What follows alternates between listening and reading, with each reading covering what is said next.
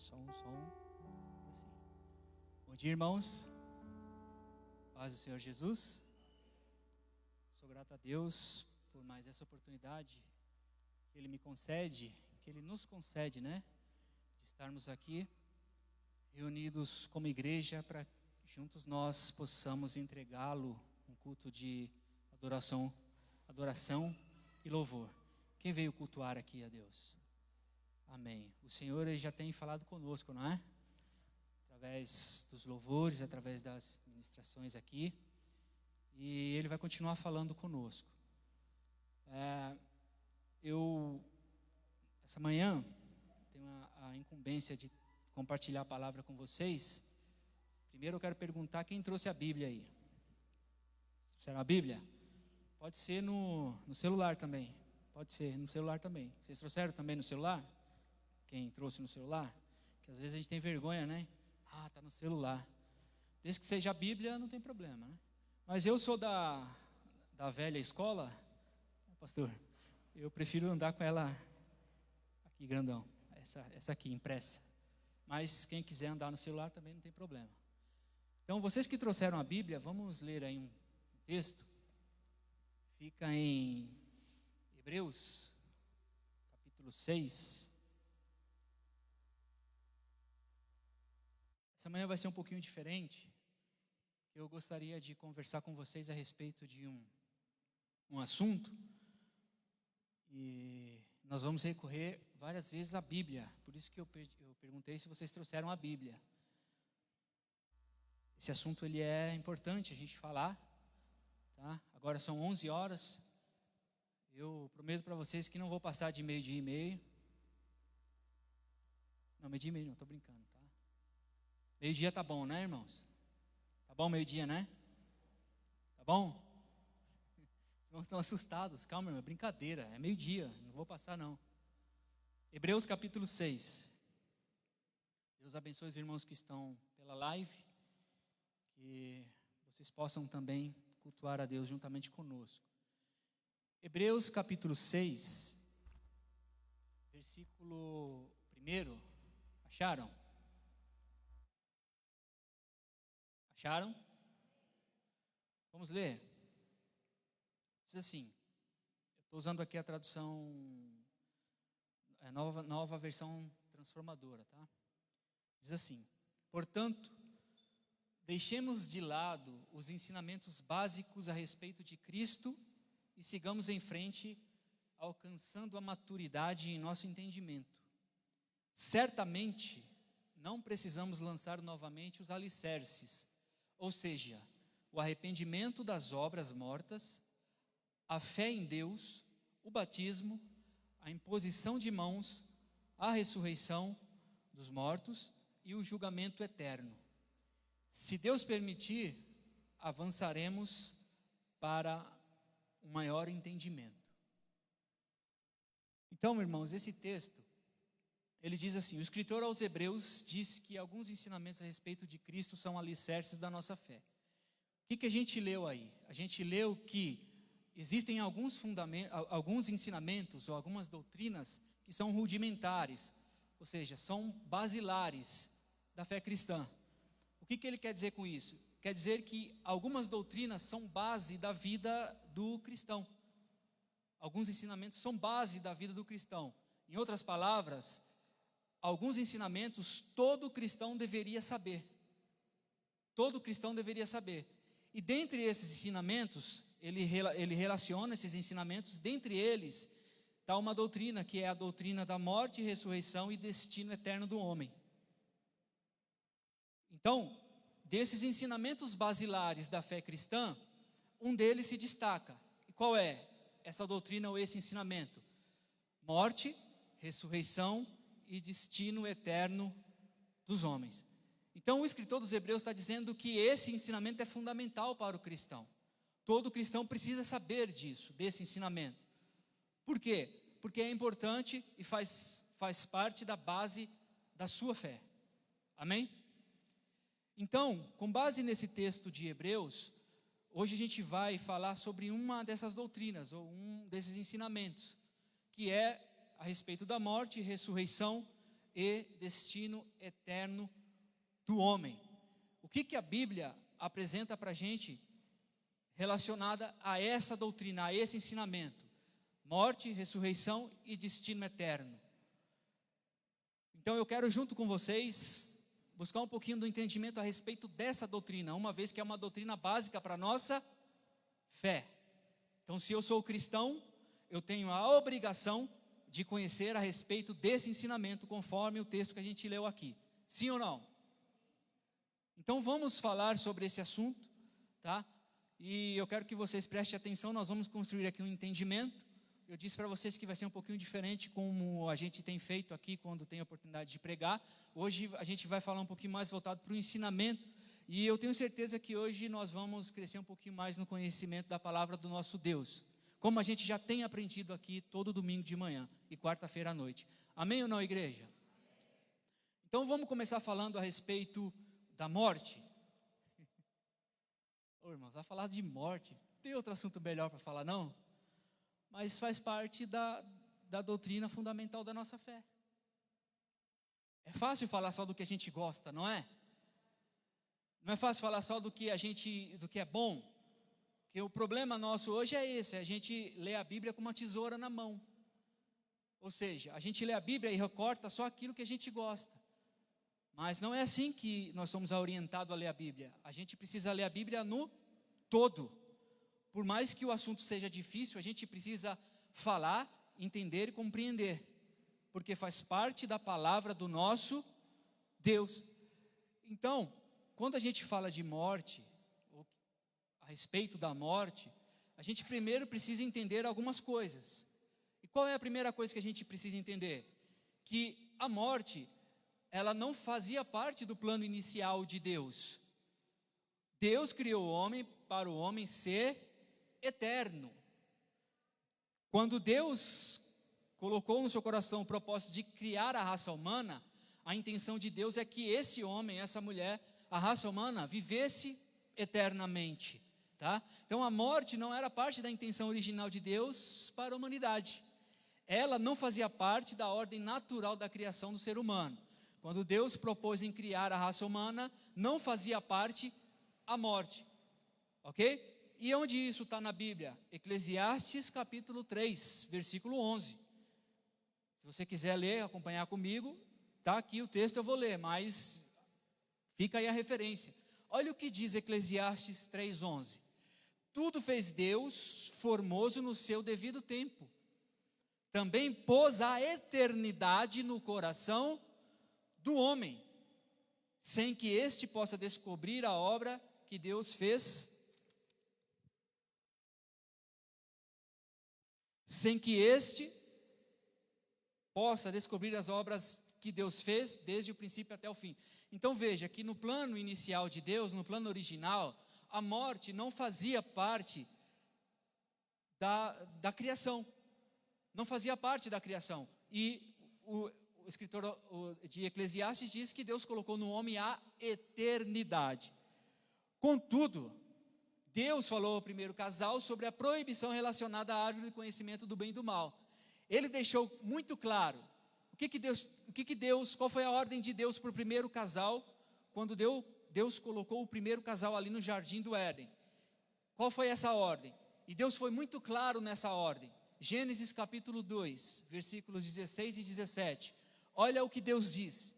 E o Senhor Deus lhe deu esta ordem: de toda a árvore do jardim comerá livremente, mas da árvore do conhecimento do bem e do mal não comerás, porque no dia em que dela comeres, certamente morrerás. Então veja, o plano inicial era Deus criar o ser humano, a raça humana, colocar ali no jardim. O primeiro casal tinha a ordem de se multiplicar, ou seja, encher toda a terra, e ali a humanidade viveria num relacionamento direto com Deus. Quando a gente lê Gênesis, os primeiros capítulos, a gente vê que Deus, ele visita o homem todo dia, de manhã e à tarde. Ou seja, a humanidade foi criada para viver num relacionamento com Deus, um relacionamento de intimidade com Deus. E aí eles deveriam se multiplicar, crescer, formar cidades, enfim. Esse era o plano inicial de Deus. Porém, Deus deu uma ordem ao primeiro casal. E essa ordem era que de todas aquelas árvores que Deus colocou no meio do jardim, uma delas, que era chamada de árvore do conhecimento do bem e do mal, o homem não deveria comer do fruto. Por quê? Porque no dia que ele fizesse isso, o homem certamente, ou a raça humana certamente, morreria. E por que isso? Por que Deus colocou essa árvore no meio do jardim? Porque Deus é amor. E o amor não é uma imposição. O amor é livre. Então, Deus não criou o homem para que o homem fosse programado para servi-lo e para adorá-lo. E por causa disso, ele colocou no meio do jardim uma árvore. E essa árvore representava a liberdade que o homem tinha de querer servir a Deus ou não. Por isso que Deus colocou aquela árvore ali. Porém, Deus deu a orientação. Vocês estão aqui no jardim, vocês vão viver aí no jardim, eu estarei no meio de vocês. Mas no dia que vocês comerem daquele fruto, ou escolherem comer daquele fruto, vai ser o dia que vocês irão morrer. E é até então estranho, porque até então essa palavra morte não fazia parte do contexto do primeiro casal, e eles não sabiam nem o que significaria morte. E aí a gente vai buscar o entendimento do que é a morte. Mas antes da gente buscar o entendimento da morte, o que o homem fez? O que os representantes da raça humana fizeram? O que eles fizeram? Eles comeram do fruto que tinha sido proibido por Deus, sim ou não? Então, de acordo com a ordem de Deus, naquele dia, eles morreriam, sim ou não? Então, quando a gente lê o relato da Bíblia, que Eva comeu primeiro do fruto, quando Eva comeu o fruto, ela, no mesmo momento, ela caiu dura para trás, ela morreu? Morreu? Mas Deus disse que no dia que eles fizessem isso, eles morreriam, sim ou não? Então eu posso dizer que a morte, ela não está só resumida em um aspecto, ou seja, no aspecto físico. Então, se Deus disse que no dia que eles comessem do fruto eles morreriam, e Eva comeu e não morreu fisicamente, quer dizer que a morte ela não existe só num aspecto, ou só numa dimensão, sim ou não? Então, o que é morte? Vamos entender o que é morte. Se a gente fizer essa pergunta para uma pessoa que está fora do contexto cristão, se você perguntar para qualquer pessoa que está fora desse contexto o que é morte, o que ela vai falar? Morte é a cessação da vida. Ou então outros vão dizer assim, morreu, acabou. Morreu, o fim. Morreu, acabou, encerrou. Contudo, a Bíblia vai dizer que morte, ela assume um aspecto, ou dentro do contexto bíblico, ela vai dizer que a morte, ela não é a cessação, primeiramente, da vida. Mas a Bíblia vai tratar a morte no sentido de separação. Separação. Esse é o sentido principal da morte na Bíblia. Eclesiastes, capítulo 12, versículo 7, talvez seja o versículo que mais esclareça a respeito desse sentido da morte. Sentido de separação. Lá diz assim, e o pó volte à terra, como era, e o espírito volte a Deus, que o deu. E aqui eu não quero entrar nessa questão da dicotomia, tricotomia do ser humano. Ou seja, se existe corpo e alma, ou se existe corpo, alma e espírito. Eu não vou entrar nessa questão. Eu vou tomar por base o seguinte, que o ser humano ele é completo, ele é formado de uma parte material e uma parte imaterial, ok? Qual é a parte material? Qual é a parte material? O corpo. E a parte imaterial? Alma ou espírito? Ou alma / espírito. Então, o ser humano, ele é completo, formado de parte material, corpo e imaterial, alma ou espírito. Amém? Então, o escritor do Eclesiastes aqui, o Salomão, vai dizer o seguinte, que a morte é a separação. E como é que se estabelece essa separação? O corpo volta à terra e a alma ou o espírito volta para Deus. Então, a gente vê aqui que a morte, a princípio, ela é separação. Esse versículo afirma de forma muito clara a natureza da morte como sendo separação do corpo e do espírito / alma. Amém? O mesmo entendimento é reafirmado no Novo Testamento por Tiago, ao dizer que sem o espírito o corpo está morto. Tiago 2:26. Assim como o corpo sem espírito está morto, também a fé sem obras está morta. O que Tiago está dizendo aqui? Que um corpo sem espírito está?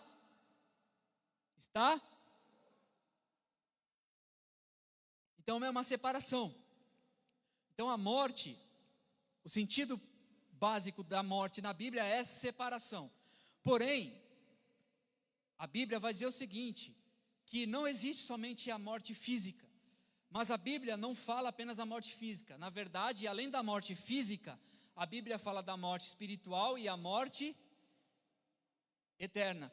Então, o que a Bíblia ensina a respeito de morte? Que a morte, ela atingiu a humanidade em 3 dimensões. Quais são essas dimensões? Física, espiritual e eterna.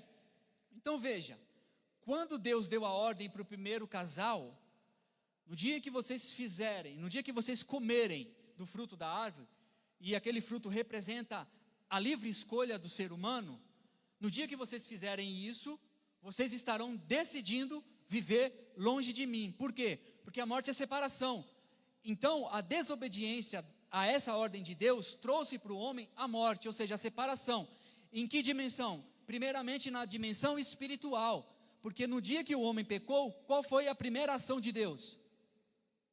Não mais se relacionar com o ser humano. Tanto é que Deus expulsou o primeiro casal do jardim. Ou seja, ali aconteceu, no momento em que ela comeu do fruto, aconteceu a morte espiritual. Houve uma ruptura da relação de Deus para com a humanidade. E como Deus é santo, e onde Deus está não pode haver o pecado, a primeira ação de Deus é expulsar o homem pecador da presença dele. Por isso que o homem foi expulso do jardim. Então a morte espiritual aconteceu ali. Em decorrência da morte espiritual, houve então, algum tempo depois, a morte física. Então primeiro o homem pecou, morreu espiritualmente. Em decorrência dessa morte, ou por causa do pecado, por causa da desobediência, algum tempo depois, Adão e Eva também morreram. Como? Fisicamente. Morreram, deixaram de existir, foram enterrados. E em decorrência dessa morte, ou seja, deles terem morrido no estado da morte, de morte espiritual, a consequência disso é a morte, ou a terceira dimensão da morte, que é a morte eterna. E o que é a morte eterna? É a separação definitiva do homem para com Deus. Então, o homem, e quando eu falo homem aqui, eu me refiro à humanidade, homem e mulher. Então, o homem, ao desobedecer a Deus e ao pecar, desobedecendo a Deus, ele trouxe para si a morte espiritual, e em consequência a morte física, e o resultado de tudo isso, a morte eterna. Amém? Então, eu posso dizer assim, que o plano inicial de Deus era que o homem vivesse eternamente. Amém ou não? Porém, Deus deu a liberdade de escolha para o ser humano. E o ser humano escolheu viver longe de Deus. E por causa disso, dessa desobediência, a morte entrou no mundo. E a morte atinge a humanidade em 3 dimensões: espiritual, física e eterna. Amém? Vocês estão entendendo? Então qual é a origem da morte? Se Deus não criou o homem para morrer, se Deus não criou o homem para ser eterno, de onde então a morte se origina? A origem da morte está no pecado.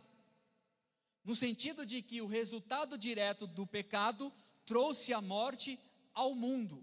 Aí a gente vai ler em Romanos 5, versículo 12, o que Paulo fala a respeito disso. Paulo diz o seguinte: quando Adão pecou, o pecado entrou no mundo e com ele a morte, que se estendeu a todos, porque todos pecaram. Então o que Paulo está dizendo? Que a consequência da desobediência de Adão trouxe para nós a morte. Aí você vai falar, mas não é justo, foi Adão que pecou. Não é isso? Foi Adão que pecou, não tem nada a ver com Adão maldito. Mas, veja só, Adão e Eva, eles eram representantes da humanidade. Dando um exemplo, e esse exemplo eu costumo dar na escola bíblica, é que é como se Adão e Eva fossem a forma, sabe uma forma de bolo? Quando você compra uma forma bem bonitinha de alumínio e tal, e aí você faz vários bolos com aquela forma, sai bonitinho, direitinho. Só que em determinado dia você deixou essa forma cair, ela pegou e amassou. Aí os bolos que você fizer a partir daí, como é que vai ser? Vai sair? Vai sair torto, amassado. É a mesma coisa. Adão e Eva eram os representantes da raça humana. Uma vez que eles pecaram, todos os seres humanos, a partir deles, também já nasceriam em estado deformado. Amém? E aí, a origem da morte está no pecado. Aí Paulo ainda continua dizendo.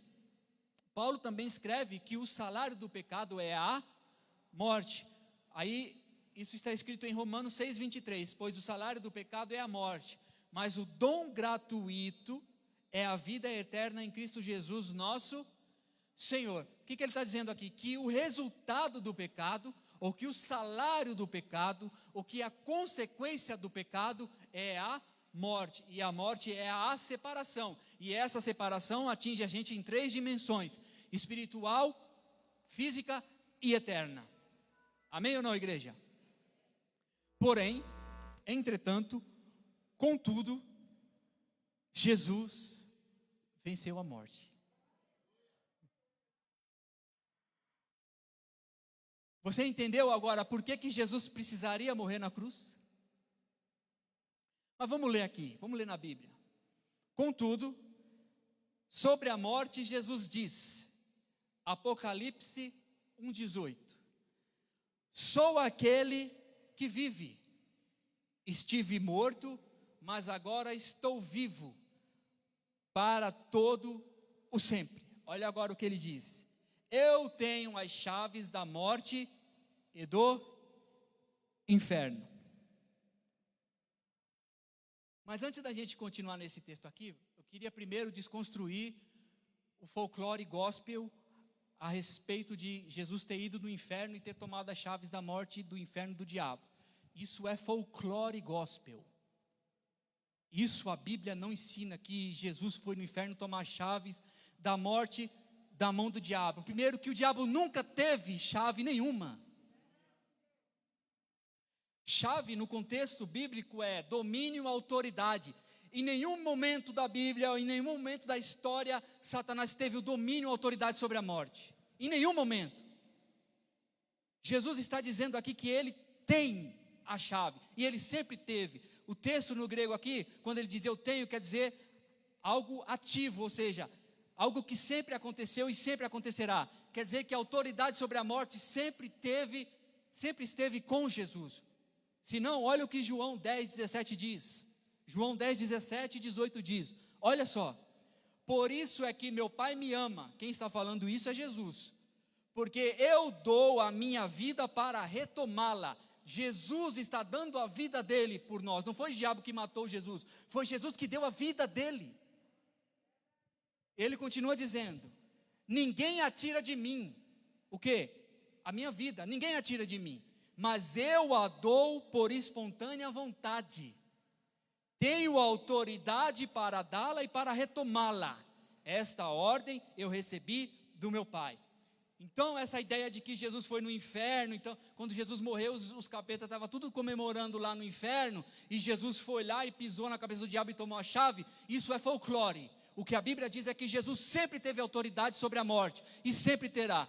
E ele venceu a morte quando ele morreu na cruz, no sentido de que a morte dele trouxe para nós a vida, porque nós estávamos condenados. Por causa de Adão nós estávamos condenados, mas Jesus morrendo na cruz, ele pagou a nossa dívida, e por causa do sacrifício dele, nós temos novamente retorno à casa do nosso Deus. Amém ou não? Então Jesus não tomou nada, o diabo não teve chave nenhuma, nunca teve, nunca terá. A chave sempre esteve na mão de Jesus. Ele deu a vida dele, e ele tomou de volta. Por quê? Porque ele é o Senhor, que venceu a morte. Aí, para a gente entender essa doutrina na plenitude, a gente entendeu que Jesus venceu a morte. E como que Jesus venceu a morte? Como é que se vence a morte, irmãos? Como é que se vence? Como é que Jesus venceu a morte? Se vence a morte, como é que se vence a morte? Desmorrendo. Será que essa palavra existe? Desmorrendo. Não é isso? Porque qual é o poder da morte? O poder da morte é matar, não é? Sim ou não? Não é? Uma vez que Jesus ressuscitou, então quer dizer que ele desmorreu. Não é? Então, quando Jesus ressuscita, o que ele está fazendo? Ele está tornando a morte inútil. Ele está tornando a morte inútil, porque ele morreu, mas ele ressuscitou, ou seja, ele voltou à vida. E quando Jesus ressuscitou, olha lá, Jesus venceu a morte com a sua ressurreição, e prometeu que todos aqueles que creem nele também ressuscitarão para a vida eterna. E aqui a gente entra no segundo aspecto dessa doutrina. A doutrina é morte, ressurreição e destino eterno, não é isso? Então a morte a gente já falou, e agora a ressurreição? O que seria a ressurreição? A Bíblia fala de ressurreição? O que é a ressurreição? Que promessa é essa que Jesus fez para nós? Quando a gente vai fazer uma análise um pouquinho melhor, mais aprofundada na Bíblia, já começa no Antigo Testamento falando disso, a respeito da ressurreição. No livro do profeta Daniel, encontramos uma das passagens mais claras sobre a ressurreição dos mortos. O que é ressuscitar, então, no contexto bíblico? É tornar. Essa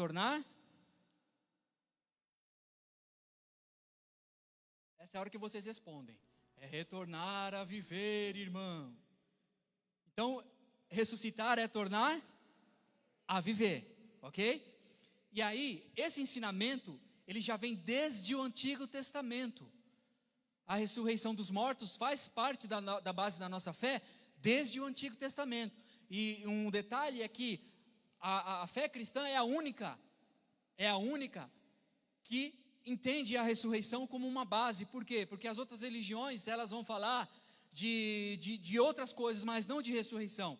Até então, ressurreição é uma coisa que é difícil de acreditar para as outras religiões, mas para nós não. Por quê? Porque nós temos o exemplo. Nós temos aquele que foi o primogênito dos mortos, que é Cristo. Cristo ressuscitou, e a Bíblia é muito enfática ao mostrar isso para nós. Ao ponto de dizer que se a gente não acreditar que Cristo ressuscitou, nós não somos cristãos. Amém? Mas o que a Bíblia fala de ressurreição? E ela vem falando desde o Antigo Testamento. Daniel talvez é o que tem o texto mais claro a respeito da ressurreição dos mortos. Daniel 12:2, olha o que diz lá. Multidões que dormem no pó da terra acordarão, uns para a vida eterna, outros para a vergonha, para o desprezo eterno. Vou ler numa outra tradução, na tradução transformadora.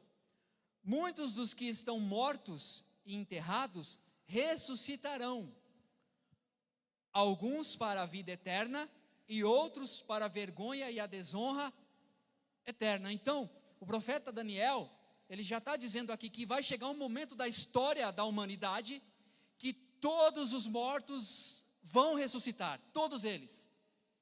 Todos os mortos vão ressuscitar. Só os crentes? Não, ele está falando aqui de todos. Só que uns vão ressuscitar para quê? De acordo com esse texto aqui, para a vida eterna. E outros vão ressuscitar para a vergonha e o desprezo eterno.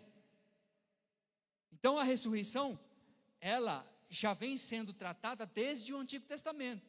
E em algum momento, na história da humanidade, isso vai acontecer.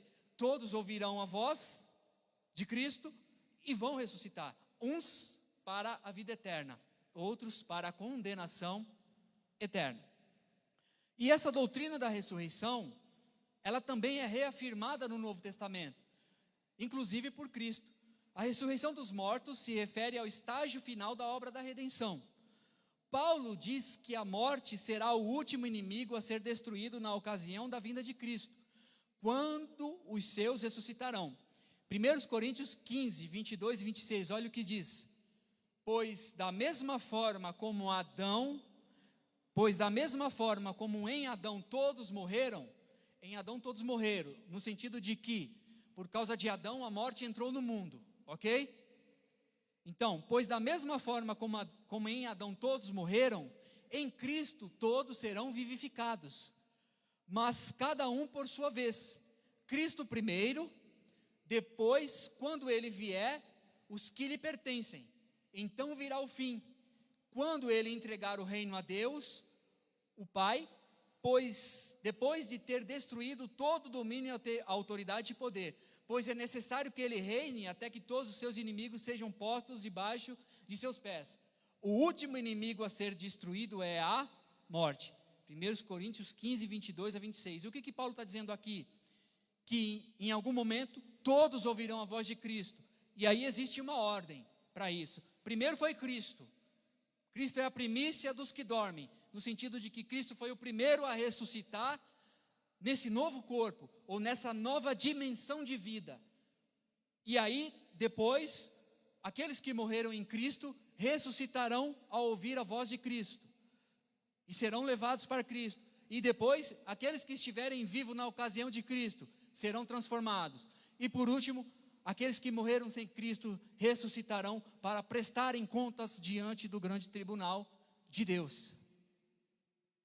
Então, Paulo vai dizer que a morte é o último inimigo a ser destruído, no sentido de que a ressurreição acaba definitivamente com o poder da morte, que é matar. Então, a partir da ressurreição, a morte não terá mais lugar no novo mundo e na nova era de Deus. Amém ou não, igreja? E a ressurreição acaba com a morte, porque se o poder da morte é matar, é fazer morrer, Jesus veio e faz desmorrer. Amém? E Jesus? O que Jesus fala da ressurreição? Será que Jesus fala da ressurreição, igreja? Sim ou não? Essa é a hora que vocês respondem. Sim. Olha lá. Jesus, o próprio Senhor Jesus, não deixou dúvida quanto à realidade da ressurreição dos mortos. Olha o que Jesus diz a respeito da ressurreição dos mortos.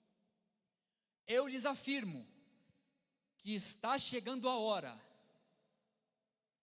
Isso está em João 5, 25 a 29, tá? Eu lhes afirmo que está chegando a hora, e já chegou, em que os mortos ouvirão a voz do Filho de Deus. A voz de quem? Quem vai ouvir a voz do Filho de Deus? Os mortos crentes? Não, os mortos. Então é todos. Amém ou não? Eu lhes afirmo que está chegando a hora, e já chegou, em que os mortos ouvirão a voz do Filho de Deus. E aqueles que a ouvirem, viverão. Pois da mesma forma como o Pai tem vida em si mesmo, Ele concedeu ao Filho ter vida em si mesmo. E deu-lhe autoridade para julgar, porque é o Filho do homem. Não fiquem admirados com isto, pois está chegando a hora em que todos que estiverem nos túmulos ouvirão a sua voz e sairão. Os que fizerem o bem ressuscitarão para a vida, e os que fizerem o mal ressuscitarão para serem condenados. Quem está falando isso é Jesus, fazendo eco com o que Daniel disse. Então Jesus está dizendo que vai chegar um momento em que todos os que estão nos túmulos, todos, desde o primeiro até o último, ouvirão a voz do Filho de Deus e levantarão, ressuscitarão, uns para serem julgados, para serem condenados, e outros, que em nome de Jesus é o nosso caso aqui, seremos ressuscitados para a vida eterna. Amém ou não? E o grande momento? Como será esse momento? Então a gente já viu que isso vai acontecer em algum momento. Que dia, que hora, não sei. Na nossa geração, não sei. Na geração dos nossos filhos, não sei. Na geração dos nossos netos, não sei. Mas em algum momento isso vai acontecer. Por quê? Porque Jesus disse. Só por isso. Só por isso. E se você não acredita em ressurreição, me desculpe, você está no lugar errado. Porque sem a ressurreição a nossa fé é em vão. Sem a ressurreição, a nossa fé não tem sentido. Sem a ressurreição, Paulo vai dizer que nós somos mais miseráveis dos homens. Por quê? Porque a nossa fé exige renúncia, exige abrir mão. E uma vez que Cristo não ressuscitou, então tudo que a gente faz é em vão. Então a gente está sofrendo de graça. Mas se Ele ressuscitou, tudo que nós fazemos tem um propósito, tem um sentido e tem uma recompensa. Amém ou não, EBD? Amém, né?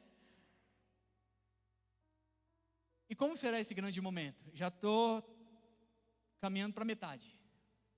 11h34. Amém? O que o apóstolo Paulo fala a respeito desse grande momento? Que momento? Que momento? Da ressurreição. O apóstolo Paulo foi quem mais escreveu sobre a doutrina da ressurreição. Ele registra como será esse grande momento para os salvos. Agora vamos falar dos salvos. Amém? Quem aqui é salvo? Levanta a mão, irmão. Levanta a mão, pelo amor de Deus. Quem aqui é salvo? Amém. Fica com vergonha dessa hora, não. Essa é a hora de você falar. Mas eu tô meio campengando, tô meio devagar. Amém. Você é salvo assim mesmo. Jesus te dá graça, te dá força. Amém? O apóstolo Paulo então diz, o que ele diz? Vamos ler, 1 Coríntios capítulo 15, versículos 50 a 55. Olha o que o apóstolo Paulo diz a respeito desse grande momento, o momento da ressurreição. Estou dizendo, irmãos, que nosso corpo físico não pode herdar o reino de Deus. Este corpo mortal não pode herdar aquilo que durará para sempre. Mas eu lhes revelarei um segredo maravilhoso. Que segredo é esse, apóstolo Paulo? Nem todos dormiremos, ou seja, nem todos morreremos. Mas todos seremos transformados. Nem todos morreremos, mas todos seremos transformados. Como? Quando? Acontecerá num instante, num piscar de olhos, ao som da última trombeta. Pois quando a última trombeta soar, aqueles que morreram ressuscitarão a fim de viver para sempre. E nós que estivermos vivos também seremos transformados, pois nosso corpo mortal precisa ser transformado em corpo imortal. Então, quando o nosso corpo mortal tiver sido transformado em corpo imortal, se cumprirá a passagem das Escrituras que diz: a morte foi engolida na vitória. Ó morte, onde está a sua vitória? Ó morte, onde está o seu aguilhão? Então Paulo aqui descreve. Quando é que vai acontecer a ressurreição dos mortos? Dos salvos? Primeiro, quando soar a última trombeta. Ou seja, vai ser dada uma ordem lá na esfera celeste, e essa ordem vai ser anunciada por trombetas, e a última trombeta vai soar, marcando o momento da vinda de quem? De Cristo. É nesse momento que nós que morremos em Cristo vamos ressuscitar primeiro. Ressuscitar para quê? Para que o nosso corpo seja transformado num corpo parecido com o corpo de Cristo. Então esse corpo que morreu, que foi sepultado, não importa como ele morreu, ele vai ouvir a voz de Cristo chamando, ele vai ressuscitar e ele vai ser transformado num corpo imortal. Ou seja, num corpo adaptado para viver eternamente na presença de Deus. E esse é o grande momento. Essa é a nossa grande expectativa. Então aqui já começa a cair por terra aquela história de que nós seremos alminhas vivendo eternamente lá no céu, pulando de nuvem em nuvem, tocando harpa. Na verdade, isso é mais filosofia grega do que Bíblia. A Bíblia fala outra coisa completamente diferente. A Bíblia fala que nós teremos corpos. E o nosso corpo será igual ao corpo de Cristo. E se você lembrar como era o corpo de Cristo, você vai ver que o corpo de Cristo é o melhor que tem do material e do imaterial. Por quê? Porque ao mesmo tempo que Cristo ele era capaz de entrar no lugar fechado, como é o Espírito, como o Espírito, ele também era capaz de se alimentar. Ou seja, esse novo corpo, ele vai ser adaptado naquilo que é melhor do que é físico e do que é espiritual. Ou seja, é um corpo que não tem descrição nesse mundo. E a promessa da Bíblia para nós é essa, que nós teremos esse corpo. Ah, mas isso é invenção sua, irmão. Não é não. Isso é Bíblia. É o que a Bíblia fala. Porque eu, particularmente, acho que não existe nada mais chato do que você ser uma alma pulando de nuvem em nuvem. Sim ou não? Mas não se preocupe, porque essa não é a promessa da Bíblia. Isso aí é invenção. Tá? A Bíblia fala que nós teremos corpos, como o de Cristo. Aos Filipenses, Paulo afirma que teremos corpos igual ao de Cristo. Filipenses 3, 20 e 21. A nossa cidadania, porém, está nos céus, de onde esperamos ansiosamente um Salvador, o Senhor Jesus Cristo, pelo poder que o capacita a colocar todas as coisas debaixo de seu domínio, e ele transformará os nossos corpos humilhados, ou seja, esse nosso corpo que está sujeito a doenças, esse nosso corpo que está sujeito a um vírus, que está sujeito ao câncer, que está sujeito à morte, Ele vai transformar esse nosso corpo humilhado em um corpo de glória, um corpo parecido com o dele, um corpo adaptado para viver eternamente na presença do Deus poderoso. Então essa é a base da nossa fé. Ele transformará os nossos corpos humilhados para serem semelhantes ao corpo glorioso de Cristo. Amém?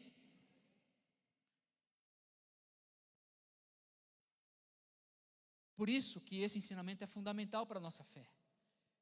Aqui a gente já começa a ver que certas coisas que se dizem não existem.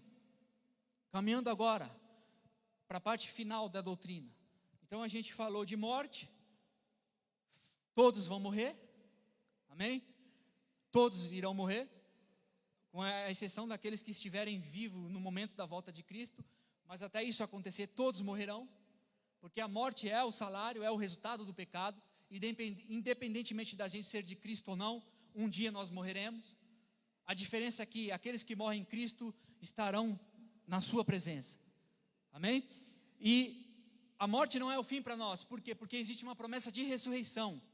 E o que é ressuscitar? É voltar a viver pela ordem dada de Cristo, pela vitória que Ele teve sobre a morte. Por causa disso, Ele tem o poder sobre a morte e de nos fazer viver novamente, para termos um corpo igual ao dele. Então isso é a ressurreição. E o último ponto dessa doutrina é o destino eterno do homem. Destino eterno do homem. O que a Bíblia fala a respeito disso? Qual é o destino do homem? O que acontece após a morte? O que acontece após nossa vida encerrar aqui? Jesus foi muito claro ao falar sobre o destino eterno, tanto dos justos como dos ímpios. Olha o que Jesus diz em Mateus 25, do 31 ao 41. Quando o Filho do Homem vier em sua glória, com todos os anjos, assentar-se-á em seu trono na glória celestial. Todas as nações serão reunidas diante dele, e ele separará uma das outras, como o pastor separa ovelhas dos bodes. E colocará as ovelhas à sua direita, e os bodes à sua esquerda. Então o rei dirá aos que estiverem à sua direita: venham, benditos de meu Pai, recebam como herança o reino que lhes foi preparado desde a criação do mundo. Ele vai dizer isso para quem? Para quem estiver à sua direita. E quem está à sua direita são aqueles que morreram nele, aqueles que aceitaram e reconheceram Cristo como seu Salvador. Amém ou não? Então ele dirá aos que estiverem à sua esquerda: malditos, apartem-se de mim para o fogo eterno, preparado para o diabo e seus anjos. Então Jesus está sendo muito claro aqui ao dizer que no momento da sua vinda haverá uma separação imediata. Haverá uma separação imediata. Bodes, ovelhas e bodes. As ovelhas são aqueles que morreram nele, em Cristo. Os bodes são aqueles que rejeitaram a salvação em Cristo. E esses que rejeitaram a salvação em Cristo, já têm o seu destino traçado, assim como aqueles que aceitaram a salvação em Cristo, desde a criação do mundo. E um detalhe aqui, o inferno ou lago de fogo não foi criado para o homem, foi criado para o diabo e seus anjos. Porém, Deus seria injusto em colocar do lado direito aqueles que insistem em viver como o diabo vive. Então, de acordo com a justiça de Deus, se a pessoa prefere viver de acordo com a vida, com a forma de viver de Satanás, nada mais justo do que ele tenha o mesmo destino que o Satanás. Sim ou não? Por quê? Porque Jesus morreu na cruz para salvar todos, mas nem todos querem. Nem todos querem. Quer um exemplo disso? Quantas pessoas vocês convidaram para estar aqui hoje? Acredito que vocês convidaram muitas pessoas para estar aqui hoje nesse culto. Mas a maioria vai dizer, amanhã não dá, amanhã eu não posso, eu tenho um compromisso. Quer dizer, não querem. Não querem se envolver com Deus.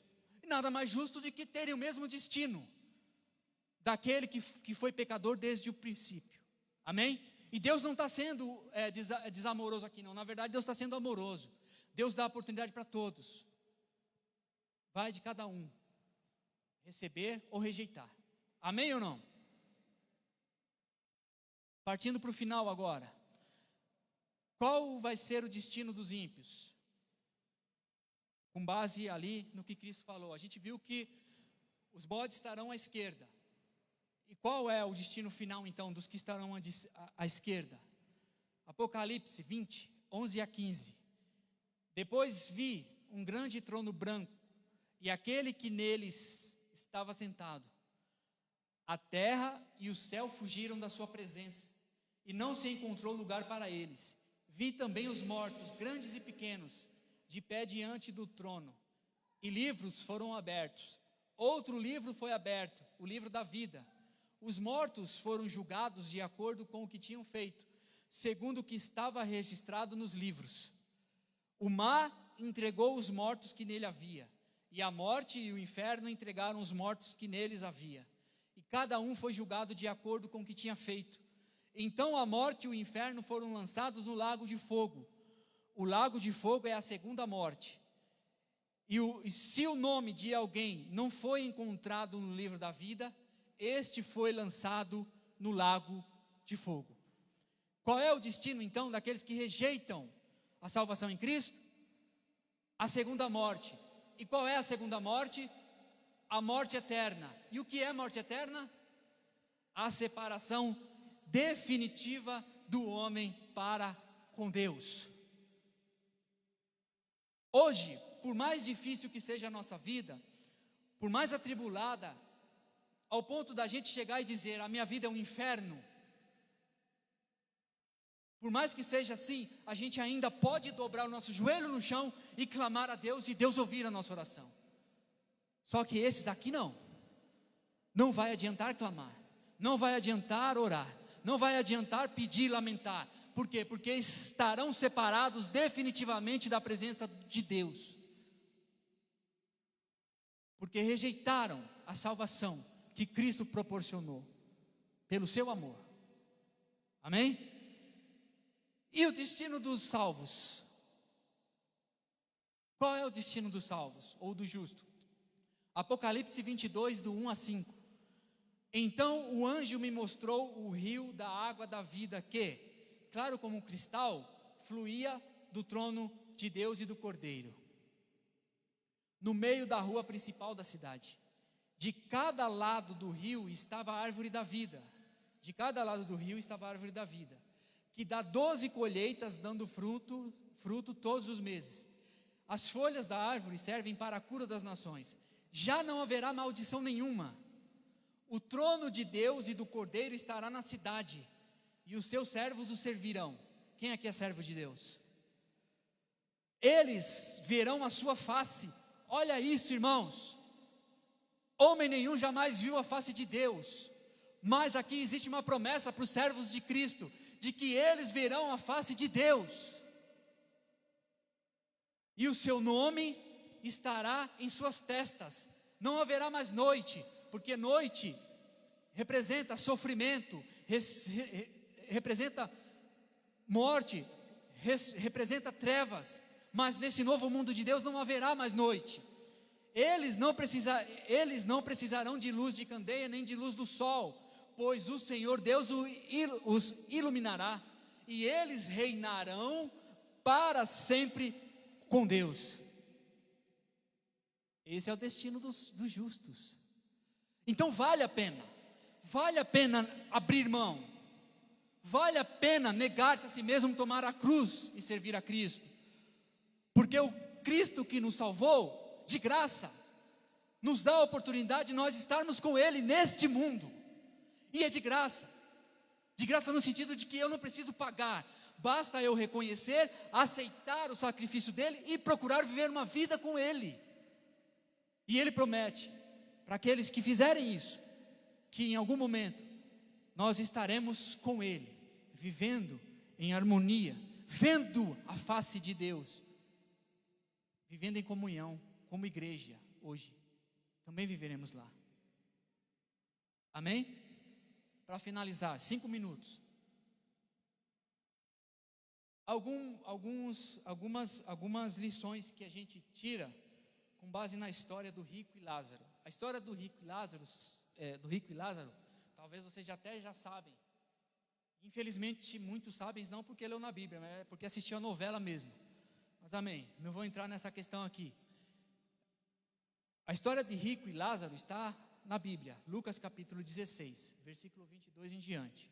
Então ali é uma história que Jesus conta, que fala um pouquinho a respeito de coisas que acontecerão com pessoas após a morte. E que lições a gente tira com base nessa história? A primeira é que após a morte haverá uma separação imediata. Aí Lucas 16, 22 e 23 diz o seguinte: chegou o dia em que o mendigo morreu, e os anjos o levaram para junto de Abraão. O rico também morreu e foi sepultado. No Hades, ou no inferno, onde estava sendo atormentado, ele olhou para cima e viu Abraão de longe, com Lázaro ao seu lado.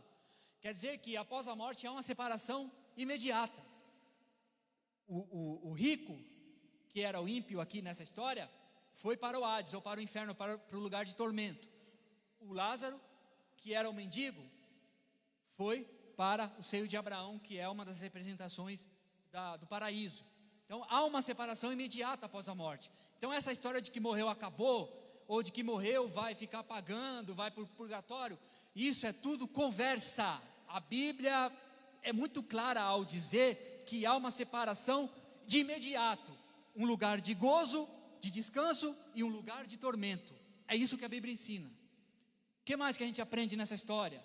Ambos estão conscientes e sabem quem são após a morte.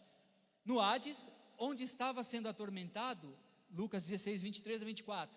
No Hades, ou no inferno, onde estava sendo atormentado, no caso, o rico, ele olhou para cima e viu Abraão de longe, com Lázaro ao seu lado. Então chamou: Pai Abraão, tem misericórdia de mim e manda que Lázaro molhe a ponta do dedo na água e refresque a minha língua, porque estou sofrendo muito neste fogo. Quer dizer que o rico, lá no lugar de tormento, olhou para cima e viu Lázaro lá, reconheceu quem era Lázaro, e reconheceu quem era Abraão, pai Abraão. Então quando a gente morre, a gente não perde a nossa consciência, a gente continua sabendo quem a gente é, porque não teria sentido a gente viver uma vida toda aqui, e após a nossa morte, a gente esquecer quem a gente era, porque se for assim, eu posso ver de qualquer forma, já que na eternidade eu não vou saber quem eu sou mesmo. Então essa história de que a gente perdeu a memória na eternidade, isso é mentira. Não existe amnésia, essa doutrina da amnésia celestial não é verdadeira. Nós vamos sim saber quem a gente era aqui nesse mundo, quem a gente foi, como a gente viveu. Amém ou não? O que mais? O homem rico se lembra de que na terra havia deixado 5 irmãos. Quer dizer que as lembranças da vida aqui também estarão presentes na eternidade. Então ele respondeu: então eu lhe suplico, Pai, manda Lázaro ir à casa de meu pai, pois tenho 5 irmãos. Deixa que ele os avise, a fim de que ele não venha também para este lugar. Veja que lá, o rico, lá no lugar de tormento, lembrou que tinha o quê? 5 irmãos. Ele lembrou que tinha 5 irmãos. Olha só. Quer dizer que ele não teve uma amnésia santa. Mesmo lá no estado de tormento, ele lembrou que ele tinha 5 irmãos. Então a nossa memória não é apagada. Aí a gente pega um texto do Antigo Testamento fora de contexto para dizer que a gente não vai lembrar das coisas passadas.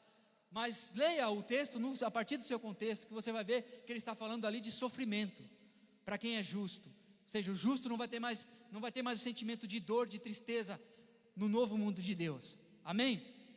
Para finalizar, e aí o louvor já pode se preparando aqui. Por mais sobrenatural que seja um milagre, somente as Escrituras conduzem o homem à salvação. Lucas 16, 27 a 31. Ele respondeu: então eu lhe suplico, pai Abraão, manda Lázaro ir à casa de meu pai, pois tenho 5 irmãos. Deixa que ele os avise, a fim de que eles não venham também para este lugar de tormento. Abraão respondeu: eles têm Moisés e os profetas. Quer dizer que quando ele fala aqui Moisés e os profetas, ele está se referindo aos escritos do Antigo Testamento. Quer dizer, os irmãos lá do rico têm a Bíblia lá para eles. Que os ouçam, ou seja, ouça o que a Bíblia diz. Quer dizer que eles têm informação suficiente na Bíblia para que eles não vão para aquele lugar. Amém? Não, pai Abraão, disse ele, mas se alguém dentre os mortos fosse até eles, eles se arrependeriam. Abraão respondeu: se não ouvem a Moisés e os profetas, tampouco se deixarão convencer, ainda que ressuscite alguém dos mortos. Quer dizer o quê? Quer dizer que, por mais que o milagre seja grande, e ressurreição é um milagre grande, sim ou não? Somente a Escritura vai convencer o homem de que o homem é um pecador. É o que pai Abraão disse aqui. Disse que é a Bíblia que vai convencer eles de que eles têm que mudar de vida para que eles não vão para o inferno. Não é o milagre, não é a cura, não é a prosperidade, é a palavra de Deus. É a palavra de Deus que transforma o homem. É a palavra de Deus que muda o homem. É a palavra de Deus que mostra o destino para o homem. É por isso que nós não devemos nos apegar aos milagres, aos fatos miraculosos, porque isso é somente um sinal. Mas o que transforma de fato a vida do homem, ao ponto de convencê-lo de que ele precisa mudar de vida, é a palavra de Deus. Jesus disse: conhecereis a verdade, e a verdade vos libertará. Não é a verdade que liberta, é o conhecimento da verdade. E a verdade está aqui, ó a verdade aqui está a verdade. Amém? Eu fico empolgado, irmãos, olha o que dá. Para finalizar, conclusão. Um dia todos nós vamos morrer. Contudo, a Bíblia ensina claramente que o salvo, quando morre, parte para estar com o Senhor, aguardando a ressurreição de seu corpo, para que, em corpo glorioso, viva eternamente com Deus. Amém ou não? Já o ímpio, quando morre, vai para o Hades. É que não dá tempo de falar isso aqui, tá? Mas Hades, Sheol, Tártaro, Guiena, na nossa Bíblia é traduzida tudo como inferno, nas traduções mais antigas, mas não é. Cada um tem um significado. Por exemplo, quando a Bíblia fala de Hades ou Sheol, que é sinônimo, está falando dos mundos dos mortos. Ainda não é o inferno. O inferno é o lago de fogo. Mas em outro momento na escola bíblica a gente vai falar disso. Quem quiser vai lá, tá? Concluindo, já o ímpio, quando morre, vai para o Hades e permanece sendo atormentado até a ressurreição de seu corpo, para, após o juízo final, ser lançado no lago de fogo por toda a eternidade. Fiquemos firmes, pois temos essa promessa. Que promessa? Apocalipse 2:7. Aquele que tem ouvidos ouça o que o Espírito diz às igrejas. Ao vencedor darei direito de comer da árvore da vida. que está no paraíso de Deus. Quem aqui é vencedor? Amém. Que o Espírito de Deus nos capacite e nos fortaleça para que nós possamos, naquele dia, sermos achados dignos de estarmos na presença de Deus e fazermos parte desse novo mundo, na presença dEle, com intimidade com Ele. Amém ou não? E o ímpio, a gente deixa morrer e ir para o inferno? Não. Temos a obrigação de falar do Evangelho de Cristo para eles, seja para o nosso parente, seja para o nosso vizinho, seja para o nosso amigo de trabalho. Mas nós temos esse dever de avisar que em Cristo há salvação, e que uma vida sem Cristo é uma vida de condenação eterna. Amém? Sejamos discípulos de Jesus na sua totalidade. Amém, igreja? Vamos louvar.